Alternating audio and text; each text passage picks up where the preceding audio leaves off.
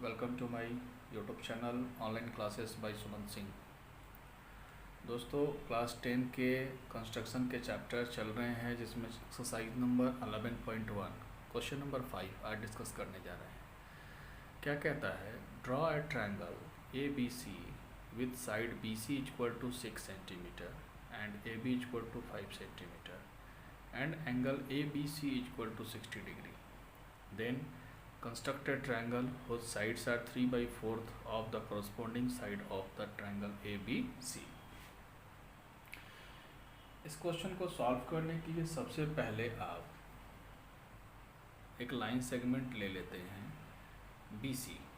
Line segment ले लेते हैं, कितना? BC ले लेते हैं।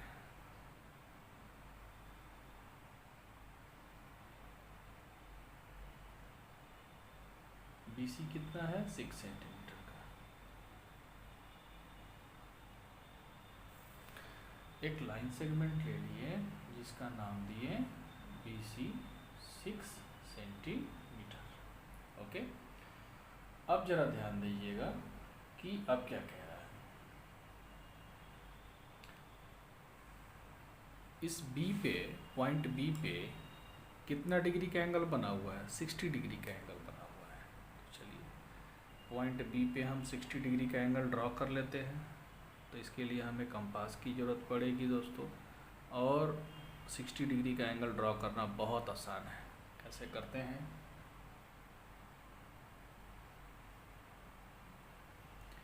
ये जो आपका ड्राइंग हुआ, ये जो आपका इंटरसेक्शन पॉइंट कहलाया, ये आपका 60 डिग्री कहलाया। अब क्या करेंगे कि अब इस पॉइंट से हम इस इंटरसेक्शन पॉइंट को हम मैच करा देते हैं।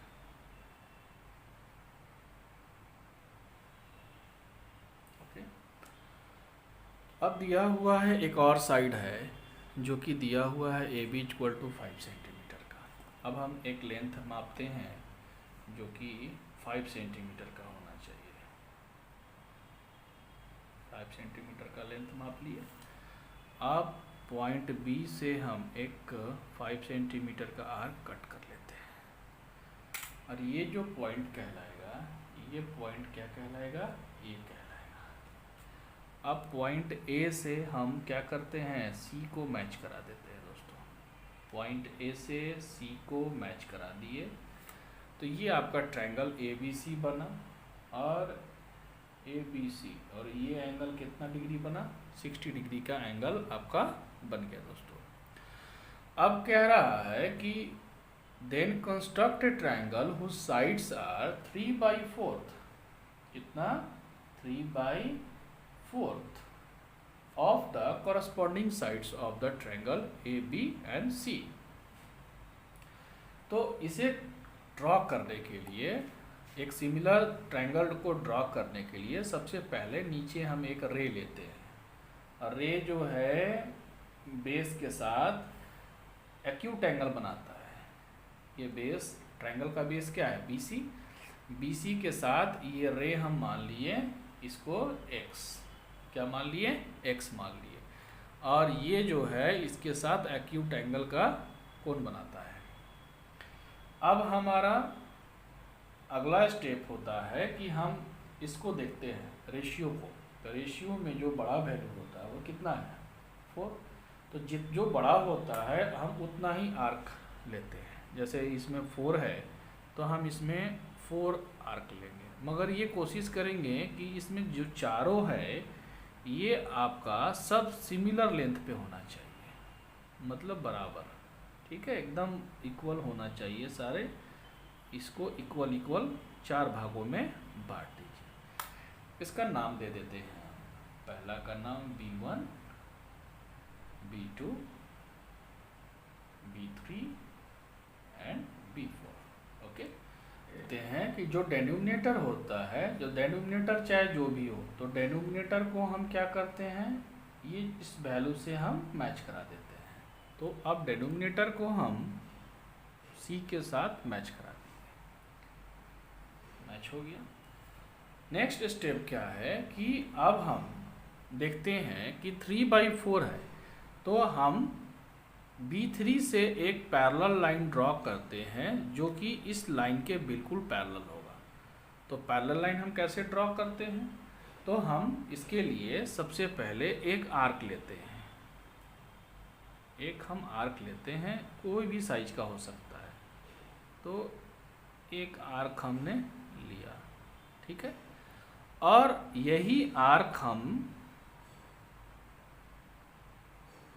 इस बिंदु पे हम करके लेते हैं, ठीक है। अब हम इस आर्क को मेज़र कर लेते हैं और यहाँ से रख के इस आर्क को हम कट कर लेते हैं, ठीक है। अब हम देखते हैं कि इस पॉइंट को और इस पॉइंट को मैच करा देते हैं। ये बिल्कुल जो है इसके पैरेलल आना चाहिए। देखिए ये लाइन बिल्कुल इसके पैरेलल आया। अब हम नेक्स्ट स्टेप में AC के पैरेलल में एक लाइन ड्रॉ करते हैं। तो कैसे करेंगे? तो फिर उसी तरीके से हम पॉइंट C पे एक आर्क लेते हैं। पॉइंट C पे एक आर्क लिए और पॉइंट C पे आर्क लेने के बाद मान लीजिए इसका पॉइंट हम दे देते हैं पॉइंट D, ठीक है। और इस पॉइंट पे रख के फिर आप उतना ही मेजर का एक आर्क लेते हैं, ओके। और इसे हम मेजर कर लेते हैं। मेजर करने के बाद हम इसे यहाँ से कट कर लेते हैं। और ये जो इंटरसेक्शन पॉइंट आपका हुआ, अब हम क्या करते हैं कि पॉइंट D से हम इस लाइन को मैच करा देते हैं जो कि AC के बिल्कुल पैरेलल है। देखिए AC के पैरेलल है। इसका नाम दे दीजिए आप E दे दीजिए। इसका नाम हमने D दे दिया, इसका नाम मैंने E दे दिया। इसका लेंथ हमने लिया था 5 सेंटीमीटर। अब हमारे पास ये डायग्राम कंप्लीट हो गया। तो हम ये देखते हैं कि triangle BED is the required triangle. हमें यही ना बनाना था, BED BE। अब हमें क्या प्रूफ करना है? हमें इसे वेरीफाइड करने के लिए क्या प्रूफ करना है? वेरीफाइड कैसे करेंगे? प्रूफ हमें क्या करना है कि जो BE है वह BE जो है वह AB का कितना है? 3/4 है, यही ना है। और अगर हम बात करते हैं ED, तो ED जो है हमारा AC, तो AC का 3/4 है, ओके। और हम देखते हैं BD जो है हमारा BC का 3/4 है। तो हम इसे कैसे प्रूफ करेंगे? तो देखिए हम अपने पिछले 4 क्वेश्चंस में आपको हम इसका एक्सप्लेनेशन देते आ रहे हैं। सो इस क्वेश्चन में हम आपको लैंग्वेज लिखेंगे नहीं। सबसे पहले तो आपको लिखना होता है स्टेप ऑफ कंस्ट्रक्शन।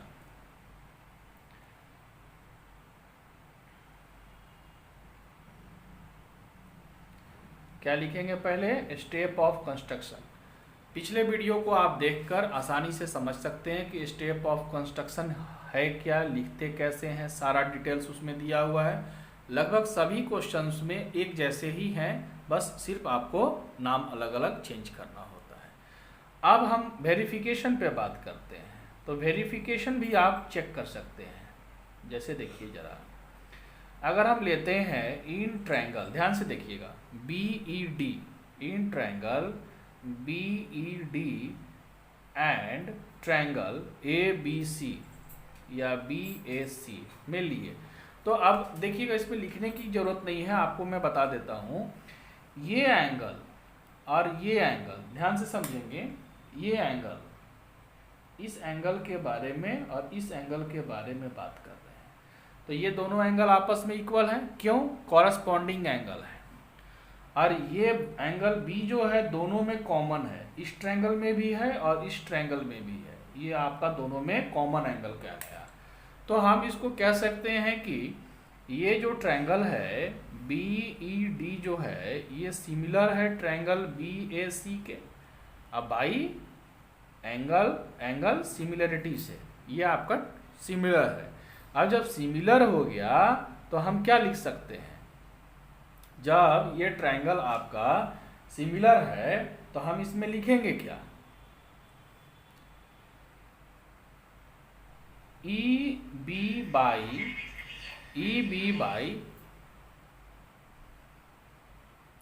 क्या लिखेंगे?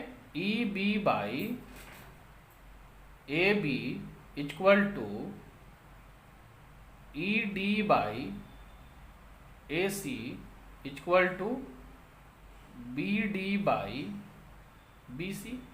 इसे हम इक्वेशन नंबर 1 मान लेते हैं। अब हम फिर से चलते हैं ट्रायंगल, फिर एक ट्रायंगल और बन रहा है, जैसे बी डी बी 3 और बी सी बी 4। हम ट्रायंगल में चलते हैं। Now in triangle B D B 3 and B C B 4 is also similar by angle similarity. Okay, देखिए ये भी तो सिमिलर होगा, ये इसका कॉमन, ये इसका जो है कॉरस्पॉन्डिंग एंगल हो गया, ये एंगल और ये एंगल, इसको हम लोग क्या बोलते हैं? एंगल B3 और एंगल B4, ये आपका कॉरस्पॉन्डिंग एंगल। और ये एंगल जो है दोनों में कॉमन है, तो बाई एंगल से ये भी सिमिलर हो गया। और जब सिमिलर हो गया तो हम क्या लिख सकते हैं इसका कि B D by B C, B D by B C by property से B3 बाई B4 क्या लिख सकते हैं? B3 बाई B4 और इसका वैल्यू क्या है? 3/4। तो इतना का वैल्यू 3/4 हो गया और ये तीनों आपस में बराबर है, इसलिए हम लिख सकते हैं E B by A B equal to E D by A C equal to B D by B C equal to 3/4। अब एक को कंपेयर करते हैं, तो ई बी जो है ए बी इधर गया तो 3/4 ए बी लिख दिए। इसको इससे कंपेयर करते हैं, ई डी जो बराबर होगा 3/4 ए सी का होगा। और फिर इससे करते हैं तो बी डी जो बराबर होगा 3/4 किसके बराबर होगा? बी सी के बराबर होगा। जो हमें प्रूफ करना था ये हमारा वेरीफाइड हो गया। तो इस तरीके से देखिए आपके लिए कुछ वर्क है, स्टेप ऑफ कंस्ट्रक्शन मैंने नहीं दिया है, वेरिफिकेशन में भी हम सिर्फ आपको समझाए हैं, क्योंकि पिछले सभी क्वेश्चंस में मैंने आपको डिटेल्स बताया था, जिसको आप देखकर कॉपी कर सकते हैं, समझ सकते हैं, खुद से लिख सकते हैं।